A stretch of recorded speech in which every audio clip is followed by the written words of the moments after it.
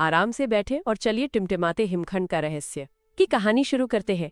एक बहुत ही खूबसूरत बर्फीला गांव था जहां हमेशा बर्फ गिरती रहती थी और हर साल गांव वाले हिमखंड उत्सव मनाते थे। इस गांव में राजकुमारी लूमा रहती थी।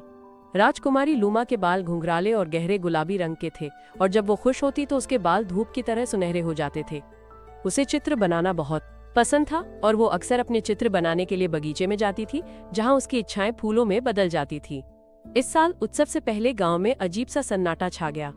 हवा ठंडी हो गई थी और सितारे के आकार के हिमखंड गिरना बंद हो गए थे। राजकुमारी लूमा ने देखा कि सनी बादल पिल्ला, जो बादलों पर उछल सकता था, कांप रहा था और खो गया था। मैं ठंडी हूँ, सनी ने फुसफुसाया। उसकी आवाज छोटी घंटियों जैसी थी। तभी किकी कैंडी कॉर्न यूनिकॉर्न आई, जिसके बाल अलग अलग फ्लेवर वाले कॉटन कैंडी की तरह थे। वो बहुत उदास लग रही थी। रेनबो ब्रिज काम नहीं कर रहे हैं, किकी ने कहा, और मुझे पता नहीं क्यों। किकी अपने पीछे स्प्रिंकल्स का एक निशान छोड़ रही थी जो उसका एक दुखद संकेत था। राजकुमारी लूमा को तितलियों से बात करना आता था और वो जानती थी कि उड़ने वाली सभी चीजों को कैसे समझा जाए।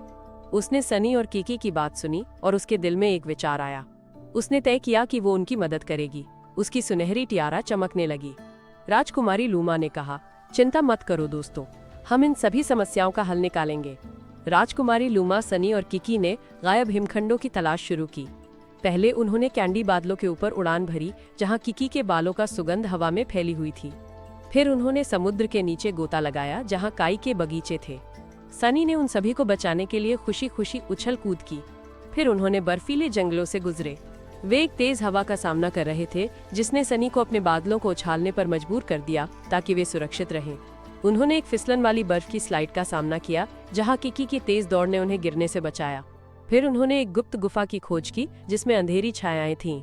राजकुमारी लूमा की टियारा ने गुफा में प्रकाश डाला जिससे वे अपना रास्ता देख सके। अंत में वे हिमखंड के टुकड़े बनाने वाले कुछ गुस्से वाले हिमखंडों के पास पहुंचे। हिमखंडों को कोई पसंद नहीं करता था। आप यहाँ क्या कर रहे हैं? उनमें से एक चिल्लाया, हमारा काम कितना महत्वपूर्ण है। राजकुमारी लूमा ने मुस्कुराते हुए कहा, अरे ऐसा क्यों है? हम जानते हैं कि आप बहुत मेहनत करते हैं और हम आपकी सराहना करते हैं। राजकुमारी लूमा ने कहा, हमें बर्फ की बूंदों की आवश्यकता है जो आपके द्वारा बनाई जाती है, लेकिन हम ये भी महसूस करते हैं कि आप हमारी प्रशंसा की कमी से बहुत दुखी हैं। सनी ने सहमति में भौंकते हुए कहा। किकी मुस्कुराई, इसलिए हम हिमखंड उत्सव मनाते हैं। राजकुमारी लूमा, जो हमेशा दयालु थी, ने हिमखंडों से बात की। उसने उनसे पूछा कि क्या हुआ है। हिमखंड ने कहा कि कोई भी उनकी मेहनत के बारे में नहीं सोचता और कोई भी उन्हें धन्यवाद नहीं देता। राजकुमारी लूमा ने कहा, हमें ये महसूस हो रहा है, चलो हम सब हिमखंडों का उत्सव मनाते हैं। सनी और किकी सहमत हो गए। सनी ने सूरज को चमकने दिया और आकाश साफ हो गया। इंद्रधनुष दिखाई दिए और हिमखंड को खुशी हुई। फिर बर्फीले टुकड़े बनाना शुरू कर दिया। राजकुमारी लूमा, किकी और सनी ने उनकी मदद की और उन्होंने सभी हिमखंडों को वापस वहीं रख दिया जहां उन्हें होना चाहिए था। सभी हिमखंड गांव में सितारे के आकार के हिमखंडों के रूप में लौट आए। हिमखंड उत्सव शुरू हो गया और गांव खुशी से भर गया। बच्चे बर्फ में खेलते थे। किकी ने अपनी कैंडी से सभी के लिए स्नैक्स बनाए और सनी हर किसी के लिए धूप लाता रहा। राजकुमारी लूमा ने चित्रों से भरी अपनी नोटबुक निकाली और उसने देखा कि बर्फ के टुकड़े कितना अच्छा काम करते हैं। गांव एक दूसरे की मदद करने, दयालु होने और एक साथ काम करने की खुशी से भरा हुआ था। देखते हैं कि आप कितने अच्छे श्रोता हैं। क्या आप निम्नलिखित प्रश्न का उत्तर दे सकते हैं? राजकुमारी लूमा ने सनी और किकी की मदद कैसे की?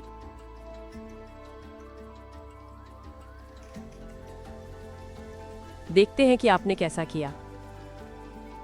उत्तर है, उसने सनी और किकी की बात सुनी और उसने महसूस किया कि वे सभी दुख से भर गए थे और उसने फैसला किया कि उनकी मदद करने के लिए क्या किया जा सकता है। आपने बहुत अच्छा काम किया। अभी के लिए बस इतना ही। हमारे अगले स्टोरी पाई साहसिक के लिए इंतजार नहीं कर सकता।